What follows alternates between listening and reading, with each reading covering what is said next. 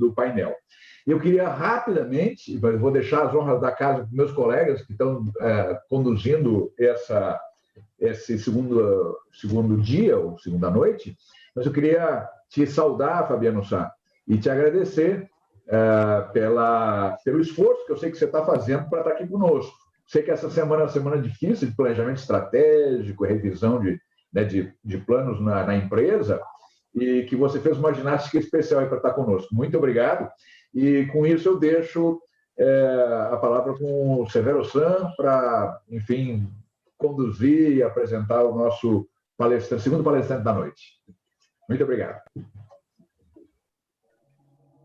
Boa noite, caro Fabiano. Obrigado aí pela presença e pelo tempo aí. A gente agradece bastante. A Jacto, eu comentei no início, a Jacto é um parceiro de longa data e de vários projetos da Leanway, que a gente se orgulha bastante, né? E, com certeza, a tua apresentação aí vai agregar bastante para a nossa audiência e para nós todos, com certeza. O Fabiano vai, como eu comentei no início, ele vai apresentar para a gente como manter o rumo em direção ao norte verdadeiro, né? A gente... Severo San, me permita, você me escuta? Claro.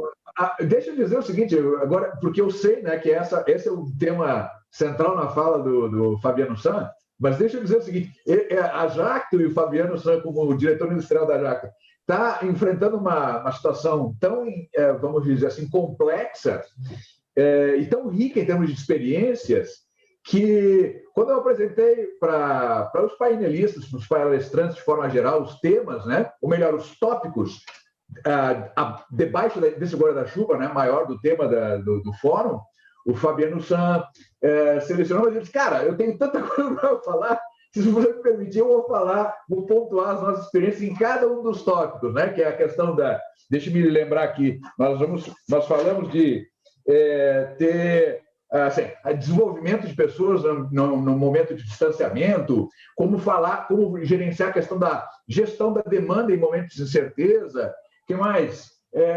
A questão como conduzir a organização em direção ao norte verdadeiro, né, sem ter esse horizonte, enfim, os tópicos todos que nós apontamos como curiosidade, né, e cada palestrante teria liberdade de selecionar um e direcionar a sua apresentação. É tão rica a experiência da Jacto que ele vai seguramente comentar a respeito de cada um desses tópicos. Era isso, obrigado. Mais ou menos isso. Então, com a palavra, Fabiano, muito obrigado. A palavra é tua. Ok. Boa noite a todos. Estou tentando me entender com a tecnologia aqui, que a gente voltou para a Idade da Pedra, agora a gente estava no 4.0, agora a gente vai voltar para... Perdão, Fabiano, só um minutinho antes, o Pablo San vai fazer a sua apresentação. Eu acabei atropelando aqui o enredo. Ok. Pablo San, por favor. Enquanto o Fabiano vai conectando com a gente, vou apresentar o Fabiano, como o Severo comentou, para fazer a palestra. Fabiano Pérez. Fabiano é diretor industrial do Grupo Jato, da divisão agrícola. Tem formação acadêmica, né, na Unesp, Engenharia Mecânica, formação na ISE Business School, é mestrado em Engenharia Mecânica pela Unesp, tem MBA em Administração de Empresas e é executivo com mais de 20 anos de experiência profissional na área industrial, entre outros. Fabiano, tens a palavra, meu amigo. Ok, primeira pergunta básica. Vocês estão vendo a apresentação? Sim. Ok, então tá bom. Bom, o Guinato fez essa encomenda, então, para fazer os comentários sobre como conduzir a área industrial no momento de pandemia. Aí eu separei alguns tópicos, né? Também tentando ir na linha de responder as perguntas que o Guinato disse que seriam interessantes. Mas antes disso, eu faria uma apresentação da Jacto, né? Eu vou puxar outro material aqui para fazer isso, bem rápido. Depois eu falaria dos contextos, né? Do contexto, aliás, e das ações preventivas que a empresa tomou e a retomada, né? Depois daquele momento que a gente parou por causa da pandemia também. Os cuidados com as pessoas, corpo, mente, ansiedade, algumas coisas que a gente fez que eu achei bem interessantes. A parte de mão de obra também, demanda e cadeia de suprimentos, já adiantando, cadeia de suprimentos é uma das coisas que estão dando mais dor de cabeça no momento atual. Alguns tópicos gerais, que é aí o que o Guinato falou, são as perguntas que ele me colocou. Na prática, eu resolvi dar a minha opinião sobre todas elas, né? Mas uma opinião, na verdade, ou o que a gente tem feito. E aí, para terminar, eu deixei um e agora, né? Como estar preparado para outras situações desse tipo. Na prática, não é fácil, mas tem algumas tendências aí que o pessoal tem falado em como se preparar para essas situações. Então, começando, então, eu vou puxar aqui a apresentação da Jacto, que eu vou ser bem rápido. Então, a gente está falando do Grupo Jato, mas na prática eu respondo pela área industrial da divisão agrícola. Então, eu vou me ater aqui à divisão agrícola do Grupo Jato, da Máquinas Agrícolas Jato. Então, aqui nessa divisão a gente tem aproximadamente 1.600 funcionários, 292 fornecedores. A gente tem uma planta que é onde fica a parte industrial aqui em Pompeia. Tem outra planta de fundição também em Quintana, que é perto aqui, faz parte da grande Pompeia. Tem um centro de pesquisa também e tem uma divisão de fabricação e montagem lá em Arrecifes, na Argentina. O que a gente tem na área industrial? A gente é bastante verticalizado, né? Então, a gente tem fundição, cerâmica, borracha, montagem, compósitos, eletrônicos, soldagem, fabricação e pintura. E vocês estão vendo algumas fotos, né? Então, a gente já tem o parque bastante automatizado, a gente tem tecnologia de ponta de fabricação, dá para dizer isso, estado da arte em máquinas que a gente tem no mundo todo, como lasers da Trunf, aqui a gente já tem máquina até de fibra ótica, e as outras tecnologias também, dos outros processos, que a gente também tem bastante avanço nisso. Falando de portfólio de produtos da divisão agrícola, então a gente tem as colhedoras de café, né? Porque acho que a Jacto ficou conhecida por causa disso, acho que é a primeira colhedora de café do mundo, né? E hoje a gente tem 3 máquinas no portfólio. A gente tem as adubadoras também. Agora não faz um tempo já, a gente tem adubadoras automotrizes já, são máquinas bem grandes. A gente tem toda a linha de pulverizadores automotrizes, desde a Uniporte 2000, que é a mais antiga do portfólio, até a 3030 Electrovortex, que é a mais nova, né, e mais moderna também. A gente tem os pulverizadores tratorizados, aí a gente tem 2 tipos, em geral, que a gente acopla no terceiro ponto do trator, ou que a gente puxa por uma carreta. A gente tem a parte de bicos também, e tem a nossa parte de conectividade também, que eu não vou me alongar nisso, mas aí já resume o portfólio. O que não está nesse PowerPoint, na verdade, são os lançamentos que a gente fez semana passada. Semana passada, a gente comunicou o mercado, vamos dizer assim, que a gente entrou na área de plantio também. A gente lançou um veículo autônomo também para a área de pulverização e a gente entrou na área de colheita de cana também. Então, esse basicamente é o que a gente tem para falar da empresa. Depois a gente pode responder alguma pergunta em outro momento. Então, voltando aqui para a apresentação principal, falando agora de contextos, né, ações preventivas e o que a gente fez para a retomada, na prática a gente teve uma situação bem complexa. Entre março e abril, que eu acho que foi quando todo mundo teve uma parada, no final das contas, naquele momento, a gente estava falando em aumentar a produção, né? Não em parar a fábrica. Então, a gente estava lá, já no mercado, decidindo quantas pessoas a gente ia contratar, qual que seria a capacidade instalada da fábrica, e aí parou tudo, né? E a gente parou tudo por 3 semanas consecutivas e ficamos naquela apreensão, né? O que a gente vai decidir fazer? Se a gente vai subir, se a gente vai manter capacidade, como que o mercado vai reagir e tal. Bom, mas aí veio a autorização para a retomada, né? Foi um decreto federal, 10.282, eu não lembro exatamente a data, mas que considerava a Jato e outras empresas do ramo alimentício ou da agricultura como atividade essencial. E a gente pôde planejar a volta, que aconteceu exatamente, como eu disse, 3 semanas depois que a gente parou. Aí, o que aconteceu? O pessoal de RH que teve que trabalhar bastante, né, junto com todas as lideranças da fábrica, para preparar a retomada. Então, o pessoal, no final das contas, acabou tendo que aprender muito sobre distanciamento social aí muito rápido, né? Então, o pessoal acabou criando uma cartilha do colaborador, onde a gente tinha todas as instruções que falavam para o colaborador desde a hora que ele saía de casa, aliás, até hoje está assim, né? Desde o momento que ele saía de casa até ele estar no posto de trabalho dele e a volta também, né? E até como que ele se porta, por exemplo, hoje teve um comunicado de como a gente deve se comportar no mercado, fazendo compras e etc. Então, foi bem detalhado e a gente continua tendo essas informações aí. A gente criou um manual do líder, uma das coisas do manual do líder era por que a gente parou, por que a gente voltou. Então, a gente tinha que ter todas essas explicações aí para dar para o pessoal.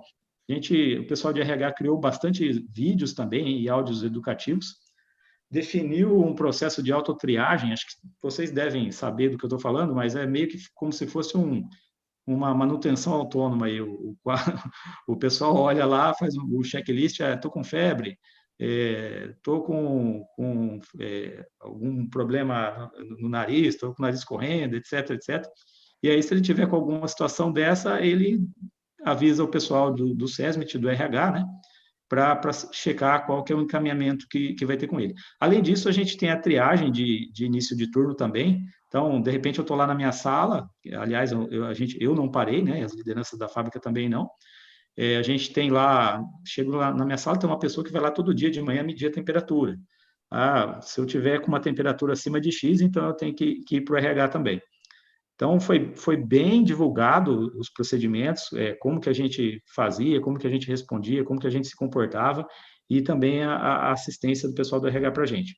A gente criou também canais diretos de comunicação e apoio aos funcionários e familiares, né, com suspeita ou confirmação de contaminação. Então, tem o WhatsApp do pessoal do ambulatório, tem o WhatsApp do pessoal do RH, tem o próprio WhatsApp dos líderes da fábrica também, né, que se colocam à disposição para ajudar as pessoas.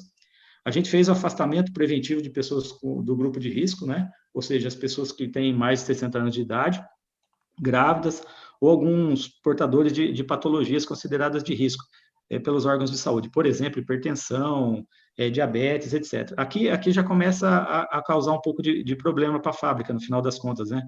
Porque aqui uma grande quantidade de pessoas foram afastadas e a gente estava pensando em aumentar a demanda, né? A gente queria aumentar a demanda, precisava de mais pessoas e a gente estava diminuindo o quadro disponível, na verdade, aqui com essa ação, mas era necessário. A gente pensou também no distanciamento social, a gente fez marcações em postos de trabalho, em vestiários, sanitários, refeitórios, etc. A gente também incentivou que tivesse menor circulação interna. Essas marcações aqui dá para pensar quando a gente vai nas empresas, a gente tem lá em frente a máquina, né, aquele marcaçãozinha do pé que a gente coloca o pé em cima e olha os pontos de manutenção autônoma, é mais ou menos por aí, só que com a distância certa que uma pessoa pode ficar da outra, para ela passar o cartão, para ela entrar no banheiro, etc. O pessoal criou um kanbanzinho aí de entrada no banheiro para saber quantas pessoas tem dentro do banheiro, quantas pessoas não tem. Também o pessoal criou uma maior frequência de limpeza e higienização dos postos e ferramentas de trabalho, então o pessoal da limpeza aí acabou tendo mais atividades. Na prática, quando acontecia de ter um caso, acontece, né, de ter um caso suspeito, ou seja uma pessoa em casa, seja aqui dentro, também tem um processo de desinfecção que a gente acaba fazendo para não espalhar essa contaminação. A gente colocou muitas pessoas em home office, na verdade, o direcionamento inicial era que para as áreas que pudessem ter atividades não presenciais, a gente ficasse no máximo com 30% do pessoal na fábrica.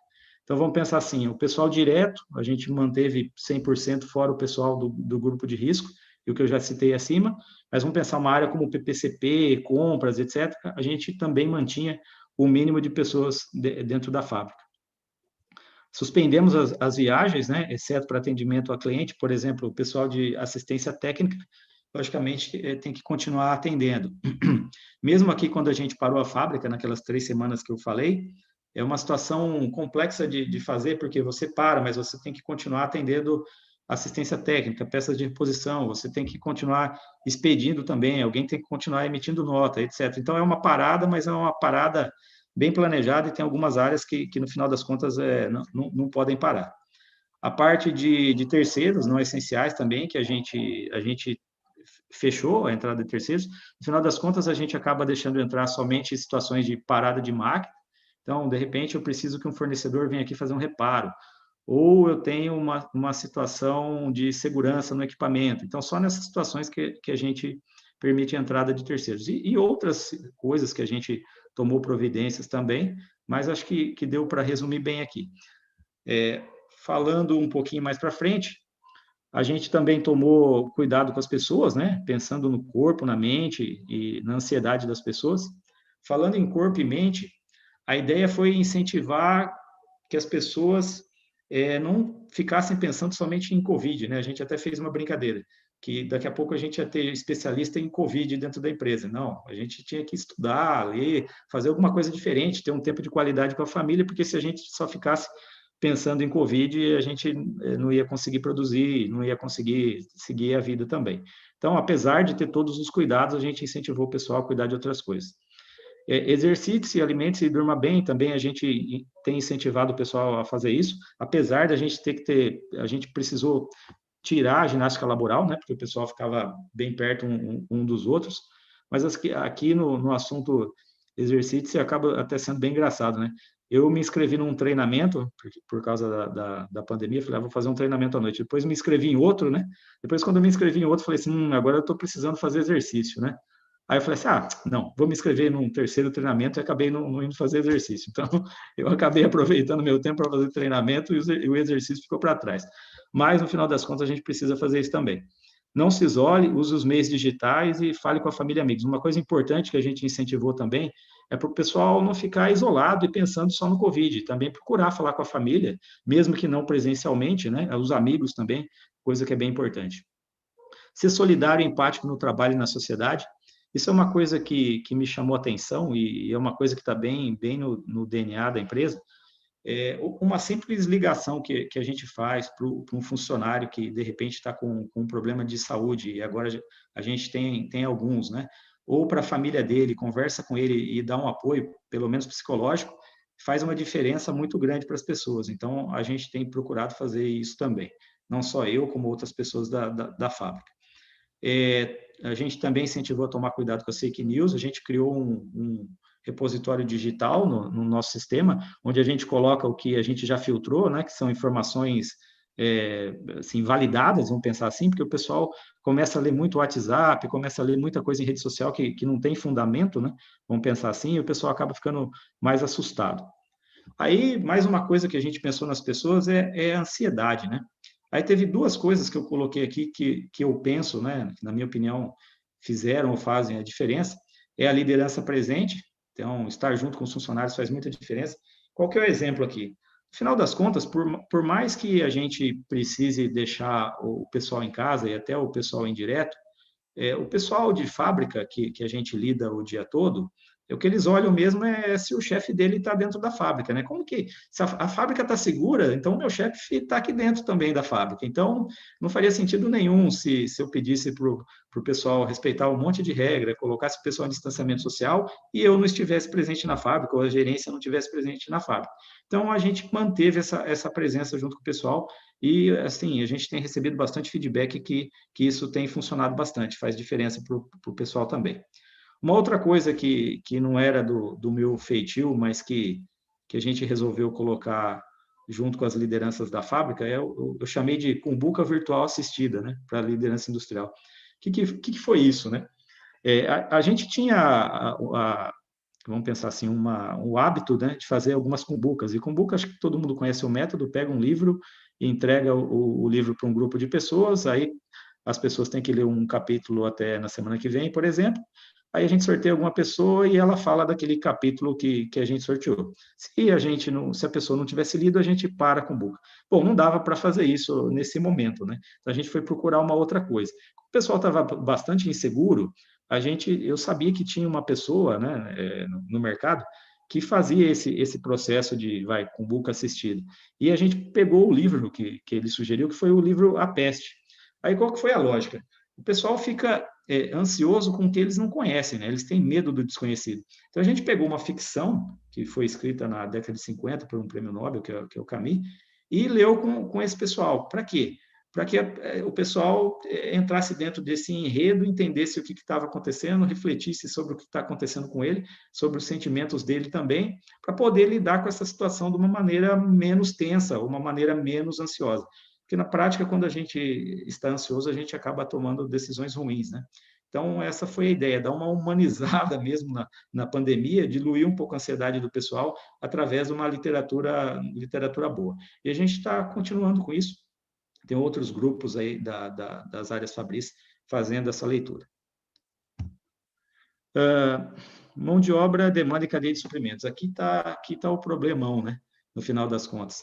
E como eu falei, a gente estava em fase de contratação naquele momento, e ficou com uma dúvida se contratava ou não contratava. Bom, aí o que teve junto nesse processo aí? A gente é um grupo grande, eu estou falando da divisão agrícola, a gente tem a Unipac, por exemplo, que é a parte de plásticos, a gente tem outras unidades também. Bom, nessas unidades que forneciam, por exemplo, para a cadeia automobilística, né, como caminhões, etc., aí teve um problema de sobra de mão de obra. Bom, entre aspas, né, não sei se é sorte ou se é azar, mas aí a gente acabou pegando a mão de obra de outras unidades e aproveitando aqui na Jato, que fez com que a gente conseguisse contratar mais rápido e também evitasse de demitir nas outras unidades, porque essas empresas tiveram a demanda reduzida.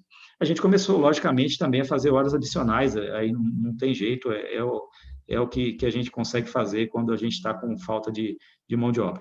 Aí na cadeia de suprimentos, eu coloquei uma lista de coisas aqui que o pessoal tem feito para tentar minimizar os impactos, mas, assim, fazendo um comparativo, eu falei que eu tinha passado pela pior situação da fábrica quando teve a greve dos caminhoneiros no Brasil, né?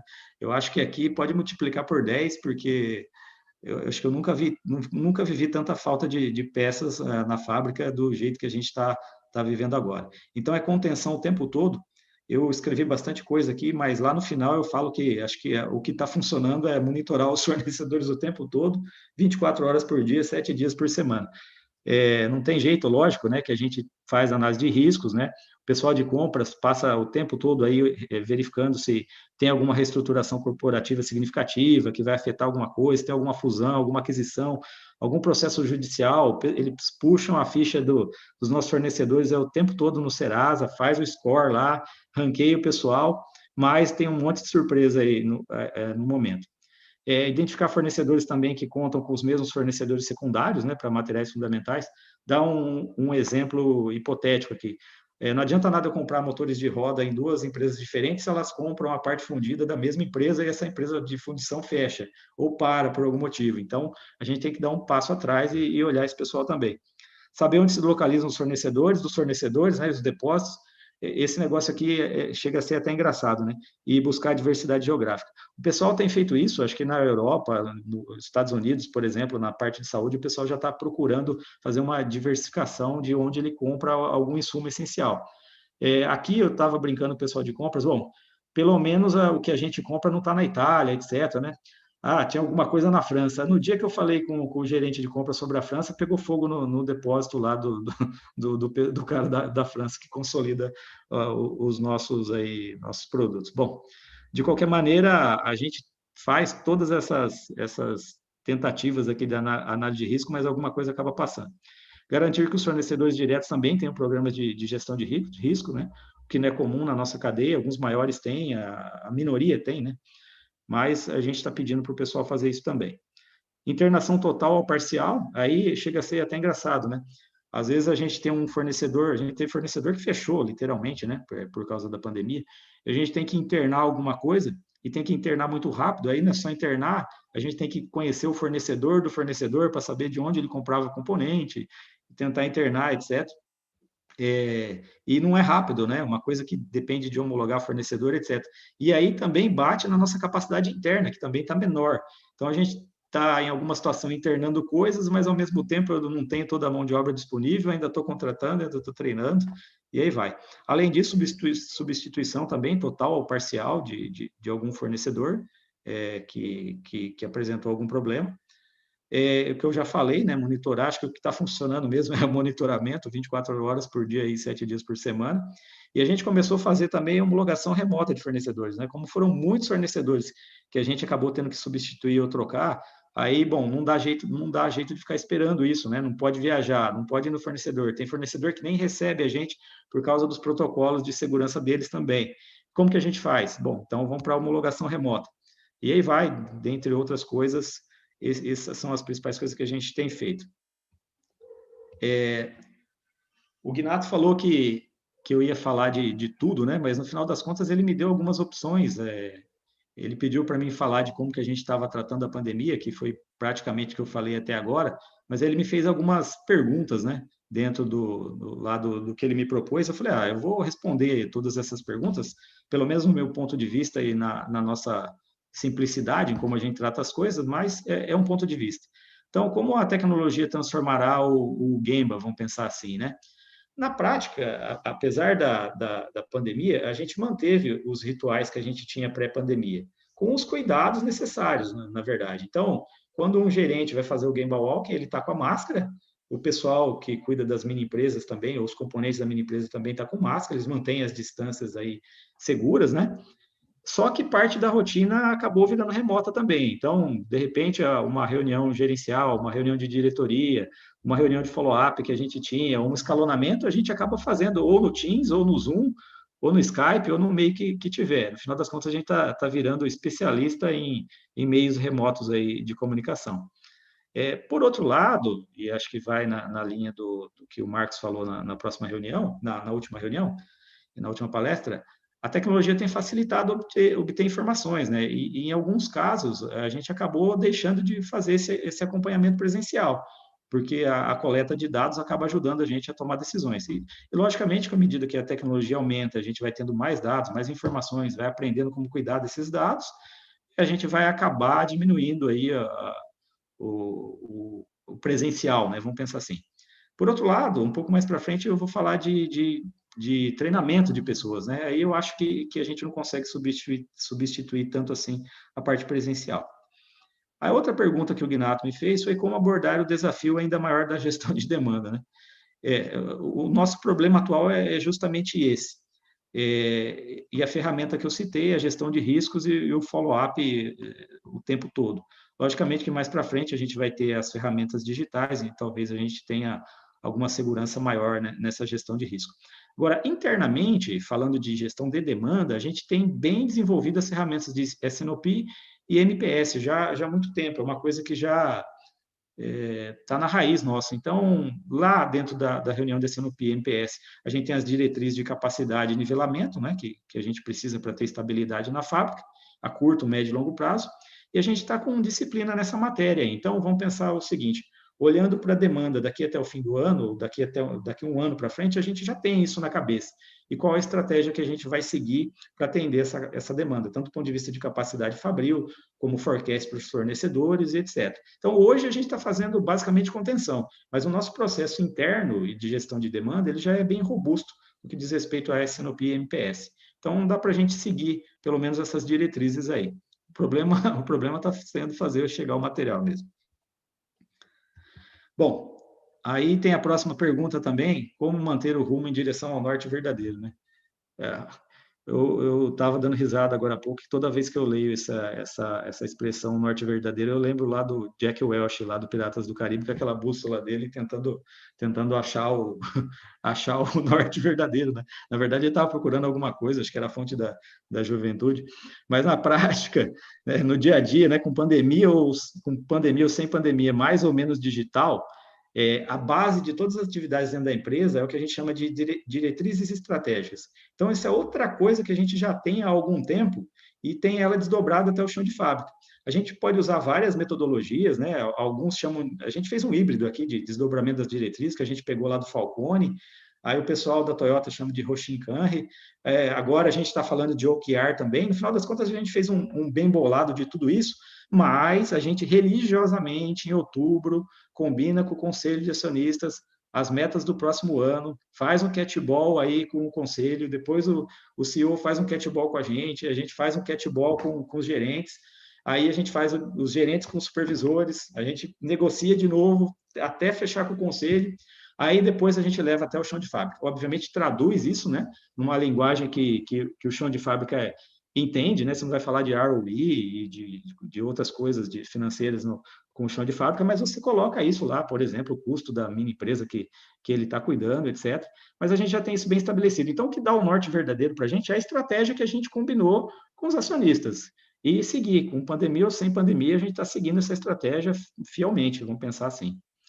Tem algum catch-ball no meio do caminho mais forte? Tem. Vamos pensar o seguinte, se de repente a gente não conseguisse entregar, não tivesse demanda, a gente tivesse saído da pandemia em outra situação, talvez a gente tivesse que voltar lá no conselho e renegociar essas diretrizes e o norte verdadeiro. Mas isso depende do contexto também. No nosso caso, a gente não fez isso. A gente está seguindo exatamente o que a gente combinou em outubro do ano passado. Lean ou Indústria 4.0? na minha opinião, assim, não é uma questão de escolher uma coisa ou outra, né? Na verdade, não são concorrentes, a gente tem a tecnologia para ajudar a gente, para dar agilidade nas decisões, assertividade. Já o Lean, ele é uma filosofia baseada em melhoria contínua, seja de pessoas, de processos, principalmente de pessoas, né? Na verdade, o foco é desenvolvimento do ser humano. Isso a gente nunca pode deixar de ter, né? A gente vai, vamos pensar, digitalizar todas as operações, a gente também está nesse caminho, né? Passou pela automação e etc. Mas a gente precisa de pessoas para isso, e cada vez pessoas mais capacitadas. Pessoas mais capacitadas, eu vou falar um pouco aqui no que eu chamei de desenvolver pessoas, implica na pessoa resolver problemas cada vez mais difíceis. Então, se você está todo dia lá no Gemba, desafiando a pessoa a resolver uma situação mais complexa, ela está aprendendo. Então, se em vez de eu ter uma solda manual, eu tenho já um robô na fábrica, e esse robô precisa ser programado, o nível de exigência com esse profissional é maior também. E assim vai em todas as situações. Então, a gente está demandando mais das pessoas, elas estão aprendendo mais, e eu acho que não tem concorrência. É uma questão de filosofia e tecnologia, as duas se complementam aí. Em desenvolvimento de pessoas, eu já falei um pouco, né? Me adiantei, né? Mas, assim, a gente tem as habilidades técnicas e a capacidade de resolução de problemas, que é o que eu disse que faz com que as pessoas cresçam. Seja em qual nível elas estiverem, é isso que faz com que as pessoas cresçam. Em parte, a gente conseguiu manter o distanciamento social, lembrando, assim, no contexto, a gente precisava treinar bastante soldador, bastante pintor, bastante montador, e a gente acabou usando algumas ferramentas digitais, como simuladores, etc. A gente podia deixar o soldador lá no simulador, testando a solda, sem contato com ninguém. Mas, falando numa qualificação assim mais profunda, não tem jeito, né? Nada substitui a presença do tutor quando a gente está falando em uso intensivo de mão de obra. Para o soldador lá ter um jeitinho lá que ele precisa aprender, eu preciso estar com o pessoal mais sênior aí explicando para ele. No final das contas, a gente está juntando as duas coisas. A gente está usando a tecnologia, mas a gente também precisa das pessoas aí, a senioridade das pessoas para ajudar no treinamento. E sobre resolução de problemas, como eu falei, aqui o Gemba ainda é essencial, né? Porque a gente incentiva lá no Gemba as pessoas a resolverem problemas difíceis. E como que a gente, no final das contas, puxa as pessoas? Fazendo perguntas para elas, né? Fazendo a pergunta certa. Então, você vai lá no Gemba e, por algum motivo, você encontra alguma situação que poderia ser melhorada na sua visão, e você faz a pergunta para a pessoa e ela acaba te propondo soluções, é aí que ela se desenvolve. Então, eu acho que a gente não pode perder essa essência aí de estar com as pessoas e estar fazendo perguntas as perguntas certas, né? Para ajudar as pessoas a se desenvolver. E ajudando, talvez, também a resolver algum problema que seja de complexidade maior.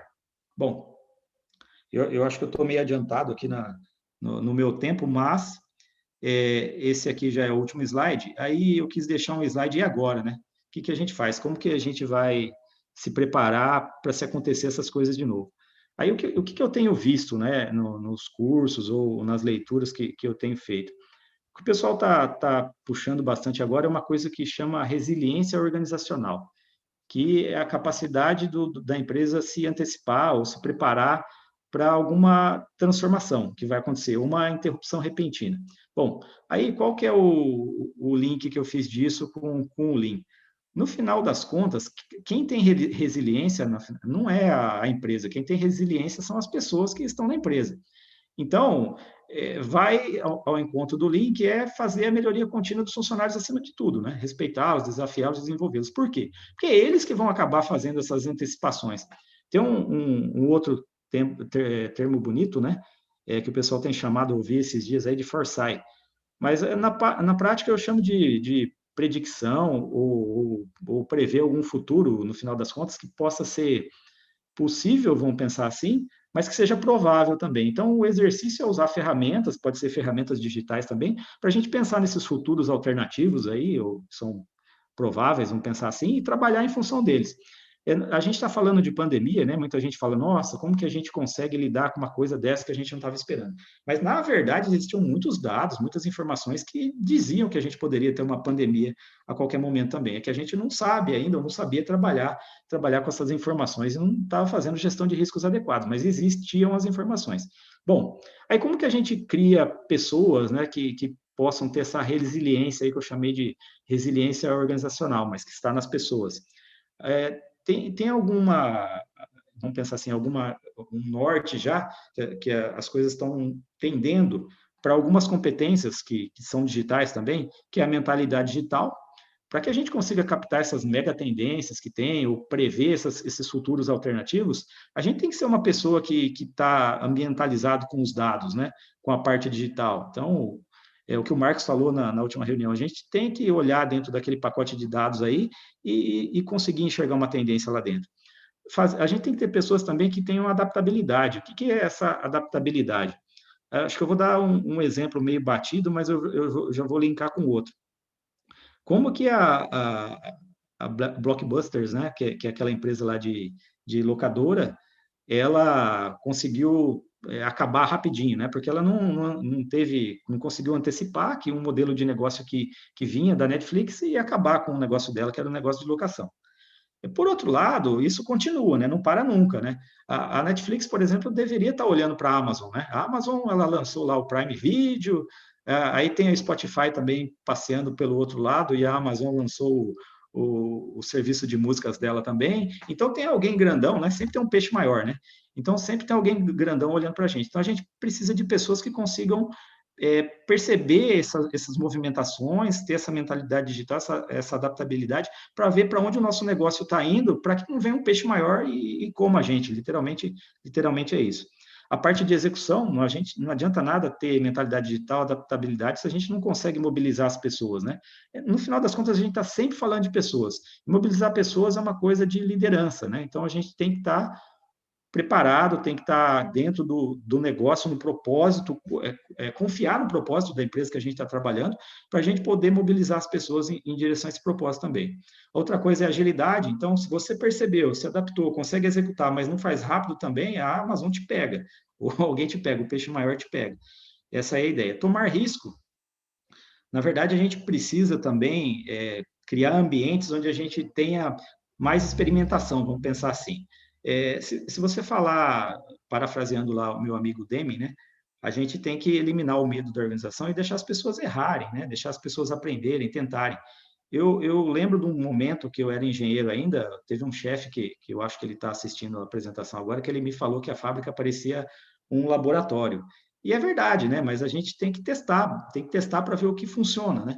E testando e vendo que funciona, a gente vai aprendendo também. Então, a gente tem que dar essa liberdade para as pessoas experimentarem, para as pessoas testarem. A gente tem que tomar risco. Obviamente que os riscos têm que ser calculados também. Esses dias aí eu ouvi falar de um outro caso, né, de um diretor de uma empresa grande, que não vem ao caso tal nome, mas ele tinha lá tomado uma decisão que a empresa perdeu 10 milhões de dólares, vamos pensar assim. Aí foi para o conselho da empresa queria demitir o cidadão. Aí, no final das contas, veio o presidente do conselho e falou, não, mas por que nós vamos demitir o rapaz, né? A gente acabou de gastar 10 milhões de dólares em treinamento com ele. Ele não vai cometer mais esse tipo de erro. Então, nós vamos pegar outro para cometer o mesmo erro. Então, assim, guardadas as devidas proporções, né? Não dá para perder 10 milhões de dólares, mas a gente também tem que promover um ambiente onde as pessoas possam experimentar. E mentalidade de ecossistema, a gente tem que saber que a gente não é único no mundo, né? A gente afeta e é afetado no final das contas.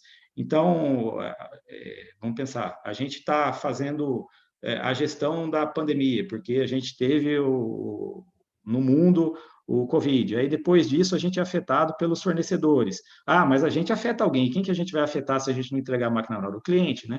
E o cliente preza pela experiência. Um cliente que a gente atender atrasado, a experiência dele já se perdeu e a gente pode perder um cliente também. Então, a gente tem que ter essa mentalidade de ecossistema, entender o todo e ter a resiliência organizacional, que é o que eu recomendo aí para todo mundo e o que o pessoal tem estudado e falado bastante.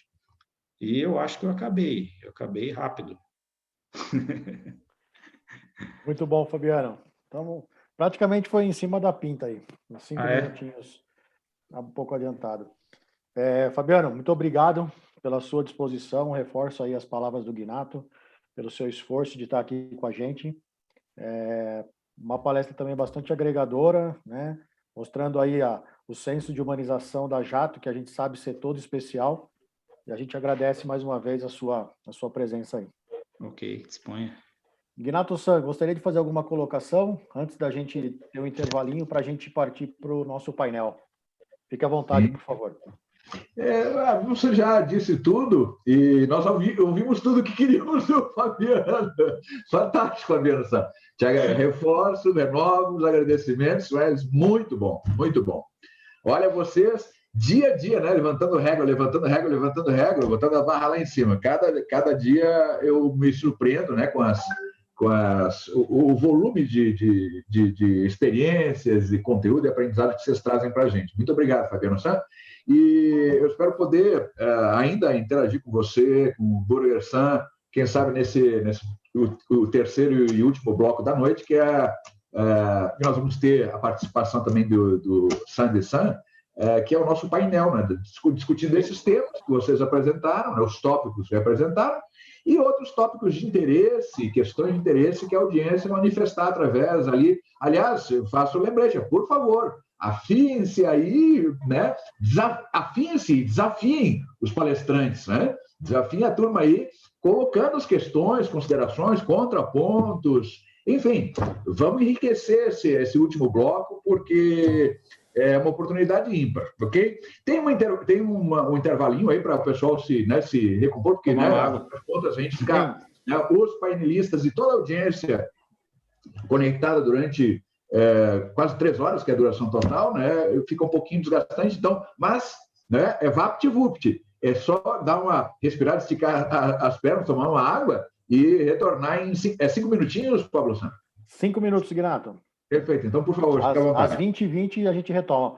Pessoal, o pessoal da audiência, se quiserem, né, tomar uma água e ir ao toalete, então a gente retoma em 5 minutos, ok? Mantenham-se conectados. A reunião retoma em 5 minutinhos. Muito obrigado.